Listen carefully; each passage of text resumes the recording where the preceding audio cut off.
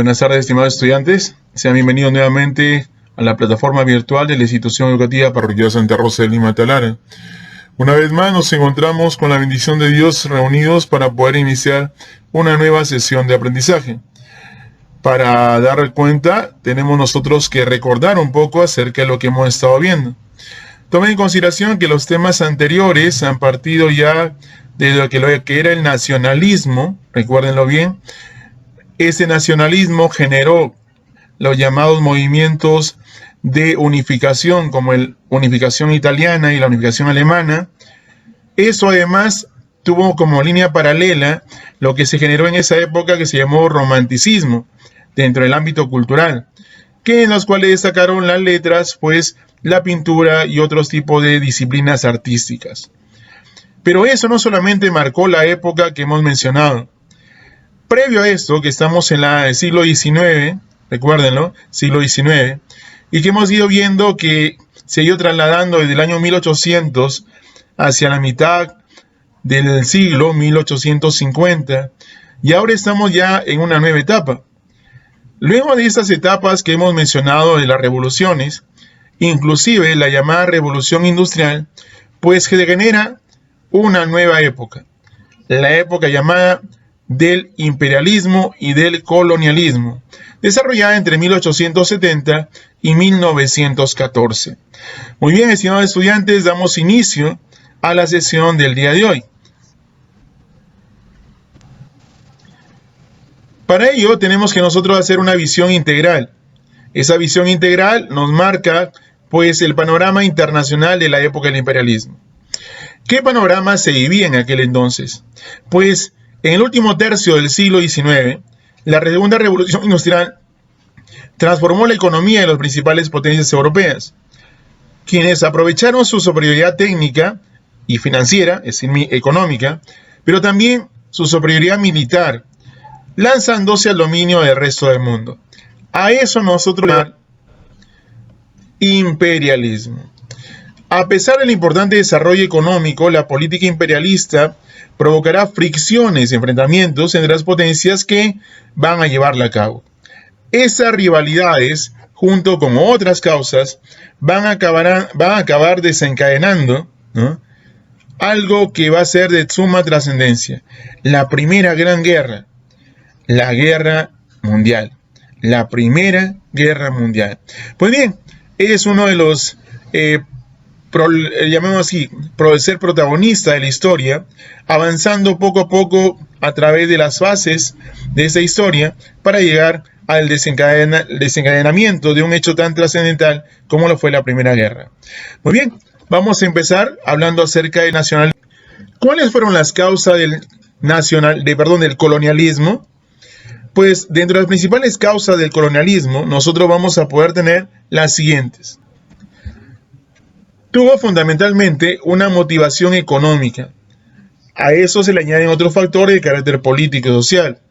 Pero la economía fundamentalmente estuvo relacionada a las necesidades humanas. ¿Qué necesidades? La necesidad de tener nuevos mercados comerciales. Los europeos principalmente vieron en otros continentes la posibilidad de engendrar nuevos mercados para la venta de sus productos, así como también poder apropiarse de recursos naturales de esos nuevos mercados para traerlos a su continente.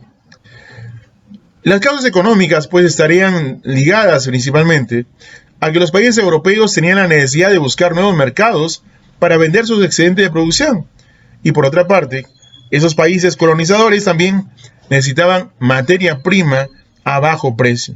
Y no solamente materia prima, sino también mano de obra a bajo precio. Las causas demográficas están relacionadas a que el crecimiento europeo en el siglo XIX produjo un gran aumento de la población. Ese exceso de población pues produjo tensiones ante las cuales pues se pudo encontrar tensiones de índole social. La política colonial pues habría posibilidades de que las personas que tenían problemas sociales al interior de su país o de su continente viajaran o emigraran a otras tierras con el objetivo de mejorar las condiciones de vida. Observemos un mapa de las migraciones durante el siglo XIX y en las primeras décadas del siglo XX, ¿no? Se puede observar claramente que las migraciones europeas estuvieron dirigidas hacia lo que era América del Norte y también hacia lo que era Europa y Asia, y muchas también de ellas exclusivas expediciones a lo que venía a ser el continente africano y oceánico. Mientras que las migraciones extraeuropeas, pues tuvieron también lugar hacia lo que eran países dentro del mismo continente africano o dentro del mismo continente asiático, principalmente a islas. ¿Cuáles fueron las causas políticas de lo que se llamó, en este caso, la colonización o el colonialismo?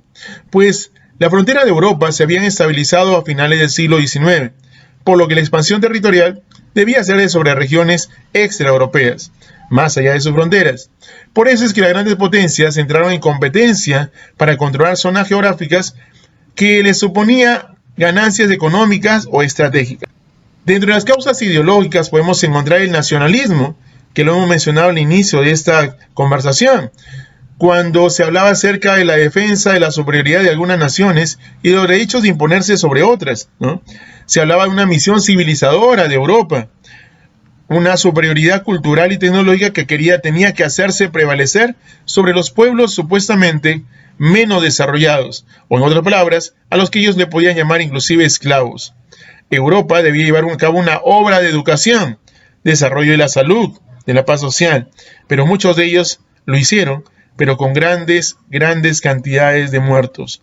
La esclavitud fue una de esas formas en las cuales los europeos se apropiaron de lo que era la riqueza de sus productos naturales o de las situaciones que podían vivir los habitantes de esos nuevos continentes. Teniendo en cuenta esos argumentos, se veía que Europa estaba en la obligación de civilizar.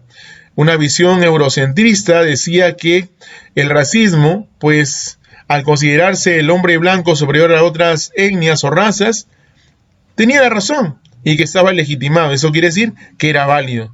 En otras palabras, hacían que el racismo fuera legal. Otros emigraron en búsqueda de la aventura, ¿no? Se lanzaron a la aventura muchos europeos para explorar nuevos territorios, guiados en su afán de querer encontrar algún tipo de beneficio. Por ejemplo, médicos, misioneros, ¿no? Hicieron recorridos por mucho tiempo, principalmente por el continente africano. Pero hablemos acerca de las formas como dominaban esos países imperialistas lo que eran sus llamadas colonias.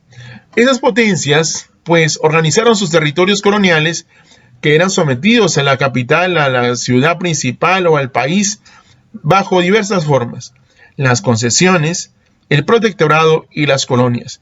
Hablemos de cada uno de ellos. ¿A qué se llamaban concesiones? Eran las que se realizaban en países independientes en las que las potencias se repartían las llamadas áreas de influencia. En el caso concreto, por ejemplo, de la cesión de puertos para comercializar con China. China cedía sus puertos para poder recibir mercadería de Europa, pero ellos también con algún tipo de beneficio. El protectorado. ¿A qué se le llamó protectorado? Protectorado en los territorios que tras la ocupación de europeas y los países colonialistas que llegaron, mantuvieron un gobierno indígena, es un gobierno propio, pero la metrópoli o lugar principal o el país de origen, pues creaba por su parte un gobierno paralelo que controlaba la política exterior, el ejército, la explotación de recursos, etc. Eso quiere decir que había un poder político por encima de otro poder político, un poder del país imperialista y un poder de aquellos que eran del mismo lugar, habían nacido en ese pueblo, ese territorio, pero que no tenían un dominio total. La tercera forma eran las colonias. Las colonias eran territorios sometidos a la soberanía de otra potencia. Se podía distinguir colonias de posición, colonias de poblamiento, colonias de explotación. Las colonias ya tenían establecidos gobiernos propios, donde se manejaba todo tipo de aspecto: económico, social, político, religioso, etc. Hablemos de las colonias de posición. Las colonias de posición controlaban territorios considerados estratégicos para la metrópoli, destacando, por ejemplo, la colonia del Cabo, en el sur de África. Las colonias de poblamiento eran territorios que por sus condiciones especiales recibían a una gran cantidad de población blanca que se establecía de manera permanente. Unas se autoadministraban con los dominios, los llamados dominios británicos, por ejemplo, el de Canadá, el de Australia, Nueva y Sudáfrica, y otras, por ejemplo, también tenían las mismas leyes e instituciones que el país principal o país colonialista, como por ejemplo las colonias francesas en Argelia. Las colonias de explotación, por otra parte, eran solamente dedicadas exclusivamente a la explotación económica. Los europeos pues ejercían ahí directamente una política de ocupación, de abuso, de sometimiento a las poblaciones indígenas para poder obtener recursos o resultados económicos. Los colonizadores se apropiaban de todas las tierras, de la mano de obra, impedían que estos personajes o habitantes de este territorio pudieran comercializar libremente, porque ellos ya tenían a países con los cuales de manera explosiva iban a vender sus recursos. Por ejemplo, la explotación del Congo belga. Observemos nuevamente un mapa en el cual pues encontramos la expansión de los imperios coloniales. Tenemos territorios bien marcados en toda África, ¿no? Tenemos marcados también territorios en lo que es Oceanía y Asia. Y observemos también pues que de una manera u otra también se veía territorios marcados en Norteamérica. Recuerden que Estados Unidos fue al inicio de su vida política una colonia inglesa. Los ingleses, como siempre, y desde siempre, podríamos decirlo así, aspiraban a crear un gran imperio que abarcara todos los continentes. Por eso es que en África, pues, centraron su deseo de dominar prácticamente el mundo. Hubieron territorios desde el Cairo, en Egipto, hasta el Cabo, que es Sudáfrica, ¿no? Pero también los franceses querían lo mismo. También querían crear un imperio enorme, pero del oeste hacia el este. Por eso ellos estaban distribuidos desde Senegal hasta Somalia, que eran territorios de manera horizontal. Ambos imperios chocaron entre sí, y con las aspiraciones de otras potencias como Bélgica, pues recibieron apoyo prácticamente para que poderse enfrentar de manera militar, ¿no? El rey belga, Leopoldo II, por ejemplo, llegó a adquirir territorios de manera particular, ¿no? Y esto a su muerte lo legó a un país como Bélgica. Todo eso tenemos históricamente y relativamente pues demostrado a través de inclusive de historietas, ¿no? Una de ellas es la que habla acerca de Tintín. Como lo observamos en la imagen, pues a un habitante del continente africano, especialmente de la ciudad del Congo, el país llamado el Congo belga, que tiene en sus manos una de esas historietas llamada Tintín, que hablaba acerca de el recorrido, las experiencias o aventuras de ese personaje en todo el territorio africano. Otros territorios europeos que llegaron tarde al reparto y provocaron numerosas tensiones fueron, por ejemplo, los alemanes, que deseaban Camerún y Tanganica, Portugal, que quería enlazar Angola con Mozambique, Italia, que se adueñó de Libia, Somalia y Eritrea, España, que lo hizo con Guinea Ecuatorial, Sahara Occidental y parte de Marruecos. En otras palabras, los países europeos dominaron, se posicionaron, tuvieron las colonias africanas como un gran objetivo. ¿Cómo se repartió África? Los conflictos que tuvieron las potencias al momento de decidirse acerca de la repartición territorial de este continente obligaron a que el canciller de Alemania, Otto von Bismarck, convocara la Conferencia de Berlín, ¿no? Entre 1884 y 1885, para establecer acuerdos, saber cómo se repartían la gran torta del continente africano. Esa Conferencia de Berlín, pues, mostró lo que realmente quería que mostrar llamemos así, la dureza y los deseos, llamemos de una manera muy brusca, deseos totalitarios, egoístas de los países europeos. ¿Qué principales acuerdos se tomaron en esta conferencia? Los países que se ubicasen en un territorio quedarían obligados a ocuparlo definitivamente, ¿no? Las iban a convertir en su propiedad. Las potencias que ocuparan un tramo de costa tendrían derecho a la zona de interior que le correspondía. Si es que venía un país con sus embarcaciones y solamente lograba dominar la costa, pues por, llamémoslo así, ley, se hizo posible de que los territorios anexos a esa costa también le pertenezcan. Se internacionalizó la navegación de los ríos Zimbabue, Congo y Níger. Pues estos ríos les permitieron a los europeos tener un gran recorrido, una gran extensión como para poder navegarlos y poder dominar lo que eran las vías fluviales para el comercio. A pesar de esos acuerdos, ¿no? En la conferencia fue inevitable que siguieran los enfrentamientos, ¿no? Eso era más que seguro. ¿Qué es lo que generan los enfrentamientos o conflictos? Los conflictos lo generan la lucha por los intereses de cada uno, el no ponerse de acuerdo, el querer tener más territorio, la ambición por más territorio. En cuanto a Asia, ¿qué pasó con el continente asiático? La situación política de Asia, donde existían estructuras estatales más complejas, hizo que fuera más frecuente el sistema de concesión, es decir, que haya un gobierno del país dominado y un gobierno del país dominante. ¿Cómo se repartió Asia? En el caso de Asia, el reparto territorial fue muy complejo, ya que anteriormente habían sido sólidos sistemas de gobierno, pero aún así, Inglaterra y otros países como Japón lograron posicionarse de sendos. El Imperio Británico siguió expandiéndose o creciendo, ¿no? Y a finales del siglo XIX, Gran Bretaña pues poseía el mayor imperio colonial en la India, que era justamente el lugar que había donde centraron todo su interés, pues, pero se extendieron también hacia el continente africano. Por ello establecieron bases también en el Atlántico, en el Índico, en el Pacífico, en el Mediterráneo, convirtiéndose o volviéndose a señalar que era el país que reinaba en el mar. Pero hablemos acerca de la India, una joya de la corona, como le llamaban la joya de la corona de Inglaterra, inglesa. La principal colonia de explotación fue la India. Esa conquista se remontó a partir del siglo XVII, eso quiere decir que ya tenía casi 2 siglos de dominio. En un inicio había sido explotada por compañías privadas, como la Compañía de las Indias Orientales. Sin embargo, la monarquía decidió hacerse cargo directamente de su explotación a través de la reina Victoria, cuando se proclamó emperatriz de la India en 1876. Los ingleses aspiraban a crear un imperio que de norte a sur de África, desde el Cairo hasta el Cabo. Y por el contrario, como dijimos hace rato, pues los franceses querían hacerlo también, pero de manera horizontal. El imperio francés pues buscaba, por otro lado, pues dominar, que a fines del siglo XIX tuvieran pues territorios instalados desde África del Norte y el centro de África. Y tenía territorios en el sudeste asiático, como Indochina, Vietnam, Laos y Camboya. Estos hechos o estos territorios van a generar mucho más tarde, ya a partir de la Segunda Guerra Mundial, lo que se va a llamar también el descolonialismo. En este caso, la pérdida de esos territorios. Pero también va a generar hechos como los que van ustedes a ver, y lo quiere en quinto de secundaria, cuando hablemos acerca de lo que era también la famosa guerra de Vietnam, por ejemplo, en la llamada Guerra Fría.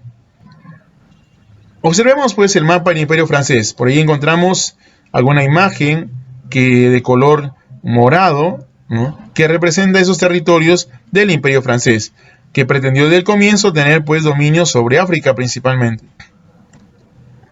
Por otro lado, Japón, que fue apoyado por Gran Bretaña o Inglaterra, intervino para detener el avance de los rusos en la provincia china de Manchuria, pero también aprovechándose, en varias redundancias, aprovechó de tomar las Islas Kuriles, Corea y la zona de Taiwán, que venía a ser la isla Formosa. Ese imperio ruso, pues ocupó también Siberia, ¿no?, la zona más fría en cuanto al continente asiático, y se extendió desde China hasta la India. Por su expansión por la China, el imperio ruso entró en conflicto con Japón, por el dominio del territorio manchuriano, como dijimos anteriormente, y también se va a enfrentar el Reino Unido por el control de un territorio llamado Afganistán. Observemos bien esta imagen, que también hemos visto anteriormente. Es el famoso pastel de los reyes y emperadores. Según la caricatura publicada por Le Petit Journal en 1885, la imagen pues ejemplariza el espíritu colonial que caracterizó el siglo XIX en Asia, donde China también fue un país codiciado como enclave comercial y político para las potencias europeas. Recuerden pues entonces que ese país tenía la posibilidad de relacionarse con países europeos, pero también tenía la posibilidad de que inclusive se viese destruido por esos mismos países. La repartición del gran pastel llamado del continente asiático, especialmente de China, pues le correspondió a países como Alemania, como Inglaterra, como Francia, que fueron los principales, llamémoslo así, responsables de que se dividiera ese territorio. ¿Cuáles fueron las consecuencias del colonialismo en los últimos momentos ya de esa expansión europea por los distintos continentes? Hubieron consecuencias culturales, ¿no? Se perdió el modo de vida cultural que llevaban los pueblos de esos territorios sometidos, ¿no? Se impusieron nuevas costumbres, tradiciones, ¿no? La cultura europea se hizo dominante y las culturas europeas justificaban ese dominio debido a que le llamaban obra civilizadora. Pero fue una obra civilizadora que al final nosotros vamos a poderlo ver, pues vamos a poderlo reconocer y vamos a poder entender. No fue más que una obra de conquista para aprovecharse los recursos de esos países o esos territorios a los cuales estaban dominando. Las consecuencias económicas es que los pueblos dominados fueron incapaces de desarrollar sus economías, ya que todas sus materias eran absorbidas por las grandes potencias, y las poblaciones tuvieron que dejar de sus labores tradicionales por labores que ahora les imponían las potencias europeas. Eran trabajos forzosos, ¿no? Eso generó miseria, hambruna, enfermedades, la muerte de muchos miles y millones de habitantes de esos territorios, repito una vez más, como África, lo que era Asia y lo que era Oceanía. Dentro de las consecuencias políticas y sociales, pues esos pueblos o de los territorios coloniales que ya se habían tomado, de las que estamos mencionando, tuvieron que someterse violentamente a las órdenes de esas grandes naciones. Y eso pues lo que mostró fue una cruda realidad, donde los habitantes de estos continentes recibieron un trato inhumano, cruel, donde el comportamiento incivilizado de los europeos se demostró a carta cabal. Pues la idea de superioridad de la raza blanca sobre los países dominantes o indígenas o esclavos, o en todo caso la raza negra, como en muchos casos se dio, pues causó una tremenda segregación racial. La segregación racial no fue otra cosa más que lo que hizo que los pueblos africanos, asiáticos y también, en este caso, de índole oceánico, pues se generasen graves desigualdades, aunque posteriormente se llegaran a rebelar, pero también eran sometidos de manera violenta. Llegamos a la parte final. ¿Cuál es la síntesis de esa, llamémoslo así, tema de importancia que tiene que ver con la expansión territorial en búsqueda de mejoras económicas por parte de un continente como Europa y sus países para poder dominar el mundo? Pues podemos decir que el afán imperialista de las potencias europeas para lanzarse a la conquista del mundo, si bien favoreció el impulso de las industrias, la economía, los desarrollos tecnológicos, etc., trajo consigo también una serie de consecuencias y transformaciones, llamémosle así, hasta nefastas, negativas, por el sufrimiento del pueblo africano, por el sufrimiento del pueblo asiático, por el sufrimiento del pueblo oceánico, ¿no? Que son un claro ejemplo de la cruda realidad que se dio en ese entonces y que generó, por otra parte, pues, que las potencias imperialistas, pues, quisieran demostrar todo su potencial económico, político, militar, pero que eso años más tarde le va a traer una grave consecuencia. ¿Qué es lo que va a traer como consecuencia? Lo hemos dicho también hace un buen rato. Va a traer como consecuencia lo que sería la primera gran guerra, la primera guerra mundial. Esto, pues, que estamos llamando colonialismo o imperialismo, es la antesala para lo que viene a ser esa nueva época de la historia universal. Muy bien, de esa manera entonces llegamos al fin de este tema. Muchas gracias por su atención. Estamos dejando una actividad o reto planteado a partir de lo que hemos estado explicando para que ustedes puedan también desarrollar sus competencias, sus capacidades a través de un trabajo práctico y un cuestionario, el número 2, que se está enviando con la ficha de trabajo el día de hoy. Muchas gracias, será hasta la nueva.